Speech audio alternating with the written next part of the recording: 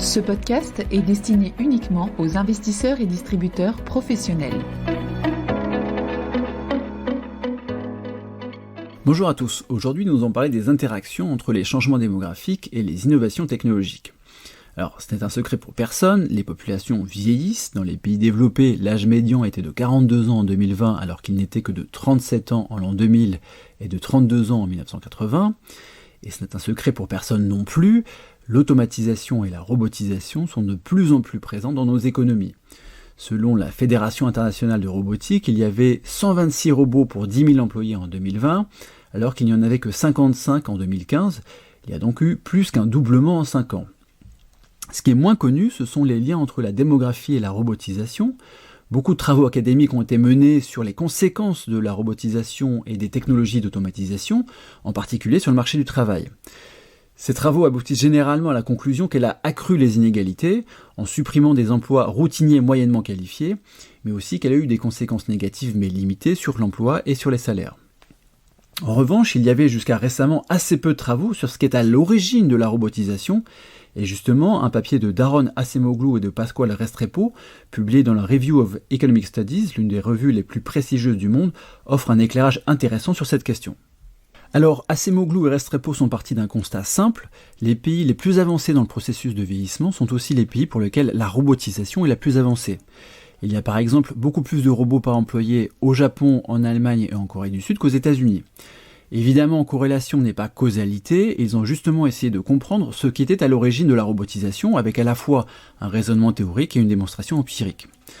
Pour commencer, Acemoglu et Restrepo ont développé un modèle théorique qui permet de montrer que le vieillissement devrait conduire à l'automatisation industrielle parce que la pénurie d'employés d'âge moyen avec les compétences permettant de réaliser des tâches de production manuelle accroît la valeur des technologies qui peuvent se substituer à eux. Tout simplement, il devient pertinent pour une entreprise d'investir dans un robot quand elle ne trouve plus suffisamment de main-d'œuvre pour sa production.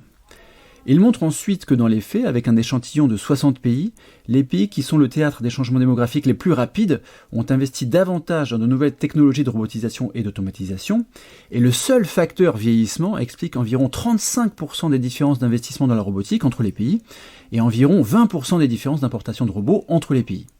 Mais il ne s'agit pas que de robotisation, puisqu'Acemoglu et Restrepo montrent que les pays et les régions où le vieillissement de la population est le plus avancé investissent également davantage dans d'autres technologies d'automatisation, comme les machines-outils avec contrôle numérique ou les machines à souder automatiques. En revanche, ces pays et ces zones n'investissent pas plus que les autres dans les machines non automatisées, comme des machines-outils manuelles. Un autre résultat est que les pays les plus vieillissants déposent plus que les autres des brevets en lien avec l'automatisation, alors qu'il n'y a pas de relation similaire pour les autres types de technologies, et que ces pays exportent leurs innovations dans le reste du monde, et c'est quelque chose qui se vérifie dans les statistiques de commerce international. Pour finir, Acemoglu et Restrepo formulent la prévision que l'effet du vieillissement se fera le plus sentir dans les industries qui ont recours à un personnel d'âge moyen, justement parce qu'elles seront prochainement confrontées à des pénuries de main-d'œuvre, et dans les industries dans lesquelles l'automatisation est la plus pertinente à mettre en œuvre. Au final, les conséquences du vieillissement sur la productivité apparaissent comme plus complexes que ce qu'on pouvait imaginer jusqu'à maintenant. On pourrait notamment imaginer des gains de productivité dans certains secteurs en particulier, alors que la théorie économique retient généralement l'idée que le vieillissement pèse sur la croissance économique. À un moment où les pénuries de main-d'œuvre font la une des journaux, il est probable que la robotisation et l'automatisation fassent l'actualité encore quelques temps. Merci de votre écoute et à bientôt.